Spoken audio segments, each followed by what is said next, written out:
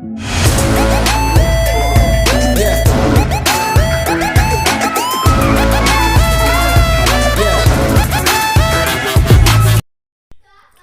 guys, welcome to my YouTube channel Wondering the Universe. So we are going to discuss about the class 10 CBSE, which is chapter 10, light, reflection and refraction. Okay, so basically we are going to study about the mirror and its reflection and lens and its reflection. Okay, so let's start it.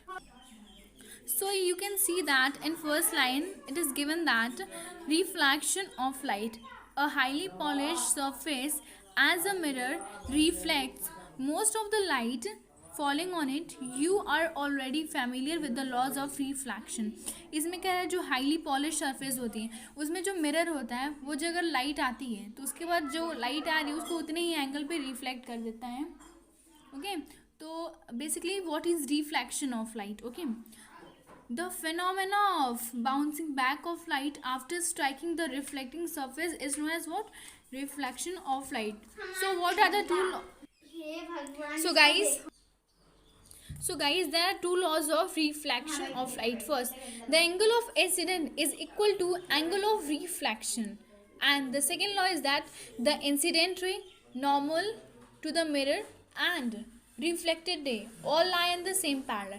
मतलब पहले law हमें ये कहता है angle of incident, पहला law ये कहता है कि जो एंगल ऑफ इंसिडेंट रहेगा वो एंगल ऑफ रिफ्रैक्शन के इक्वल होगा. ओके, सो गाइज हमें फर्स्ट लॉ में ये बताया गया कि जो एंगल ऑफ इंसिडेंट होगा वो हमारा एंगल ऑफ रिफ्रैक्शन के इक्वल होगा. ठीक है, और दूसरा लॉ हमें ये कहता है जो इंसिडेंट रे है और जो हमारा परपेंडिकुलर है, जो हमारा इंसिडेंट रे है और जो हमारा नॉर्मल है और जो हमारा रिफ्रैक्टेड रे है, ये सारे जो होंगे वो सेम प्लेन पे लाई करेंगे. तो ये दो लॉज ऑफ रिफ्लेक्शन है जो हमें इसमें बताया गया. ठीक है, अब नेक्स्ट हम देखते हैं हमारा स्पेरिकल मिरर्स क्या है.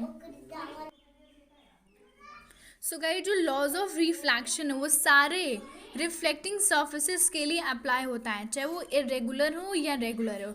अगर उसके बीच में हम परपेंडिकुलर लाइन ड्रॉप करेंगे तो angle of incidence is equal to angle of reflection. Okay, so guys जो हमारा जो प्लेन मिरर है वो ऑलवेज जब मिरर फॉर्म करेगा तो हमेशा वो कैसा होगा, वर्चुअल और इरेक्ट होगा. Always virtual and erect, and the size of the image is equal to the object. मतलब जितनी इमेज की साइज रहेगी उतना ही मतलब जितना ऑब्जेक्ट का साइज है उतनी इमेज की साइज होगी. ये हमारा अप्लाई किसके लिए होता है, ये प्लेन मिरर के लिए अप्लाई होता है. वो ऑलवेज वर्चुअल, इरेक्ट और कैसी इमेज फॉर्म करेगा.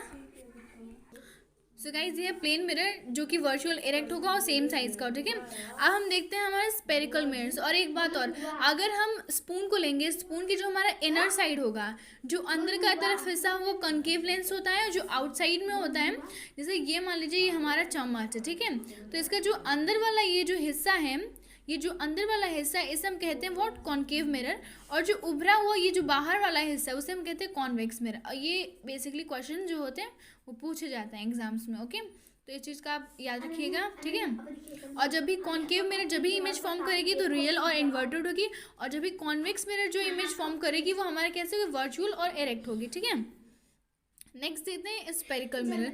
The reflecting surface of a spherical mirror may be curve inwards और outwards. A spherical mirror whose reflecting surface is curve inwards that is face towards the. इसमें ये कह रहा है जो अंदर की तरफ जो केव फॉर्म कर रहा है उसे कहते हैं what, concave mirror. You can see that in images, you can see that concave mirror. Okay, so this is a concave mirror.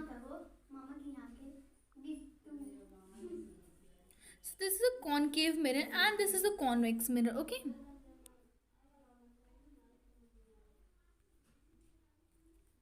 so next we will see that. Okay, so this is known as concave and its center is known as pole. Okay, its center is known as pole and it polished outside but it polished inside. Okay, convex mirror polished inside and concave mirror polished outside. And the centre of reflecting surface of the spherical mirror is called the pole. मैंने आपको पहले ही बता दिया था जो भी हमारा mirror का सेंटर होगा उसे हम कहते हैं पोल. तो So what will it, the definition? The center of the reflecting surface of a spherical mirror is called the pole. So we should move to the next one. So guys, what is center of curvature? First, center of curvature of concave mirror lies in front of behind the mirror in case of a convex mirror. Okay, so I will explain it what is telling. For example, you can see that this is a concave mirror. Okay, if we make a circle like this, assume that it's a circle. Okay, assume that it's a circle, and assume this that it's also a circle. So center of curvature is always lie. This is not a center